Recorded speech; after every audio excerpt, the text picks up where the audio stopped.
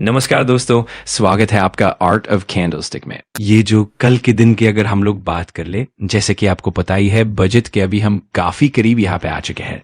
और जैसे कि बहुत बार मैं आपको बता चुका हूं कि बजट 1 तारीख को बस प्रेजेंट होता है, उसके पहले मतलब अभी देखा एबिडम पीक पर रहती है हर एक सेक्टर की। सो अगर देखा गया दोस्तों तो एक खबर कल के दिन हमें हमारे सामने आते हुए देखने को मिल गई बजट से रिलेटेड ही।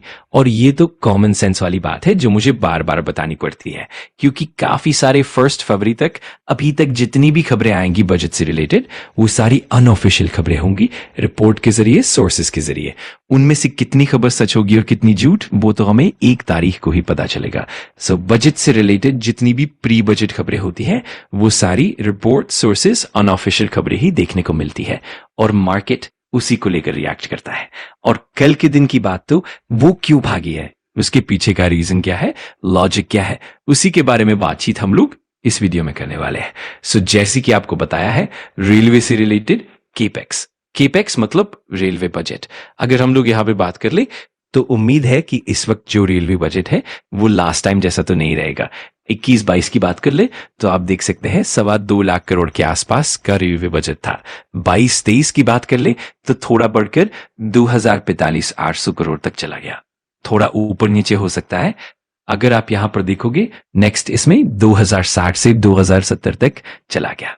जैसे इस वक्त उम्मीद है वैसे ही हर वक्त उम्मीद रहेगी। सो लास्ट टाइम तो आप देख सकते हैं दोस्तों यहां पे FY26 का बजट कितना था, जैसा लास्ट टाइम था उतना ही रखा सरकार ने। और इसीलिए रेलवे कंपनियां बजट के बाद हमें देखने को मिलेगा कि बजट बढ़ने की उम्मीद है। उम्मीद ठीक है, सच कितना बढ़ेगा नहीं बढ़ेगा वो तो बात की बात है, क्योंकि देखा गया तो हर किसी का अनुमान है। उसमें ही अगर देखा जाए स्पार्क कैपिटल की बात करें, ICRA की बात करें, फाइनेंशियल्स जैसी सभी एजेंसियों का अनुमान सामने आ गया। तो कल के लिए आपने देखा होगा रेलवे स्टॉक्स हमें भागते हुए देखने को मिले थे। अब कुछ लोग ये भी सोचेंगे सर इस प्रकार से जो अनुमान लगाते हैं इसकी चलती रेलवे बजट के पहले तो बड़ा बड़ा अनुमान आया था, इस चीज के चलते स्टॉक्स 20-20% ही सर्किट पे चले गए थे और बाद में जबरदस्त गिरे भी थे। सो बाजार ऐसा ही चलता है दोस्तों, ये मैं काफी बार आपको बता चुका हूं। सो वैसे रेलवे बजट एक्सपेक्टेशन की अगर बात करें दोस्तों तो रेलवे सेफ्टी के लिए जबरदस्त पैसा बजट में एलोकेट हो सकता है, क्योंकि हमने देखा था कि बार बार रेलवे एक्सीडेंट्स हो रहे थे और इस चीज को लेकर जो कवच सिस्टम है ट्रेन को प्रोटेक्ट करने के लिए उसमें जबरदस्त लेवल का इन्वेस्टमेंट बजट में हम लोगों को सरकार द्वारा देखने को मिल सकता है। और इसीलिए जैसे ही ये खबर मार्केट में आई कि हाँ इस पे सरकार 1 फरवरी को खर्चा करेगी, इसका ऐलान करेगी, इसीलिए आपने देखा होगा कल के दिन HBL इंजीनियरिंग स्टॉक भागा। कवच सिस्टम का सबसे बड़ा प्लेयर कर्नेक्स माइक्रो की बात करें, सीमेंस की बात करें, उसमें भी काम करते हैं, लेकिन सीमेंस के और भी ढेर सारे बिजनेस है। रेलटेल का भी सेम सिनेरियो है और भी ढेर सारे बिजनेस है। लेकिन अगर ये जो कंपनियां हैं खास करके कर्नेक्स की बात करें तो कवच को लेकर ही ज्यादा एग्रेसिवली काम करते हैं। तो ये तो 1 तारीख को पता चलेगा जिस उम्मीद के चलते ये भागा है कि वो तेजी टिक पाएगी, या फिर पता चलेगा कि भाई ऐसा तो कुछ भी नहीं हुआ, अफवाह थी, या फिर वापस नीचे आएगा। तो इसके ऊपर 1 तारीख को ध्यान रखना है, इसी में काम करते हुए देखने को मिलते हैं वन ऑफ द कामैन का। फिर रेलवे की अगर कनेक्टिविटी करनी है, ब्रिज बनाने हैं, तो इससे रिलेटेड RVNL, IRCO इन जैसी कंपनियां हैं, ये रेलवे इंफ्रास्ट्रक्चर में हमें काम करते हुए देखने को मिलती हैं। तो इनके ऊपर वैसे भी by default focus Nirmala Sitharaman ji यहाँ पे कर सकती है 1 फरवरी को। अब वो करेंगे नहीं करेंगे, 20 करेंगे, 25 करेंगे, 15 करेंगे, 10 करेंगे या कुछ भी नहीं करेंगे, वो तो उसी दिन पता चलेगा। लेकिन वंदे भारत से रिलेटेड बहुत ज्यादा उम्मीद है कि इसमें बहुत सारी कंपनियों का योगदान था। जैसे खबर आ गई कल के दिन आपने देखा होगा वंदे भारत में जिन जिन कंपनियों ने काम किया है उनमें हमने अच्छा खासा रिएक्शन दिखा। जुपिटर वैगन तो आपने देखा है क्या भागा है, ठीक है।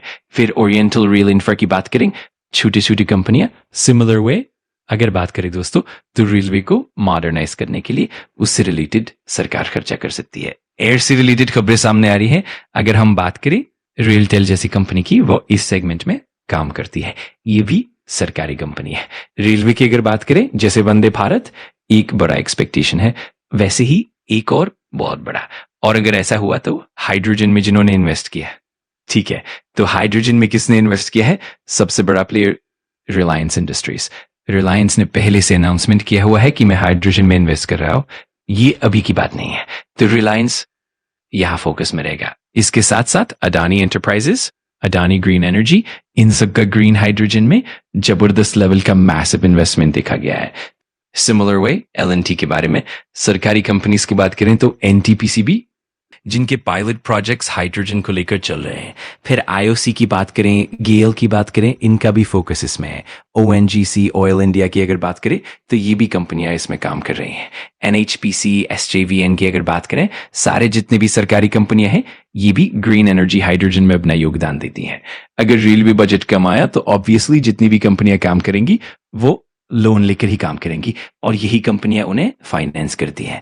तो अगर रेलवे बजट बहुत अच्छा बढ़ चढ़ कर आता है तो इन कंपनियों के लिए इनडायरेक्टली डायरेक्टली अच्छी खबर रहती है, और अगर रेलवे बजट लास्ट टाइम जैसा रहा तो फिर ये कंपनियां डिसअपॉइंट हो जाएंगी। ग्रीन एनर्जी सेगमेंट के चलते क्या IREDA भी एंट्री करेगी, इसका भी फिलहाल तो चर्चा चल रही है। वो करेंगे या नहीं वो तो बाद में पता चलेगा, लेकिन फिलहाल ये सारी चीजें हम एक्सपेक्टेशन के फॉर्म में देख रहे हैं। सो अभी ये एक्सपेक्टेशन सच होगी या नहीं होगी, या फिर लास्ट टाइम जिस प्रकार से मतलब लिटरली धज्जियां उड़ गई थी रेल कंपनियों की, कुछ भी नहीं हुआ था, जितना बजट था उतना ही रखा गया, क्या वैसी कुछ चीज होगी? चांसेस क्या है? तो वैसे आपका क्या एक्सपेक्टेशन है? क्या इस वक्त रेलवे बजट अच्छा रहेगा या फिर लास्ट टाइम की तरह फ्लैट ही रहेगा? तो जरूर आप अपनी राय कमेंट सेक्शन में रख सकते हैं।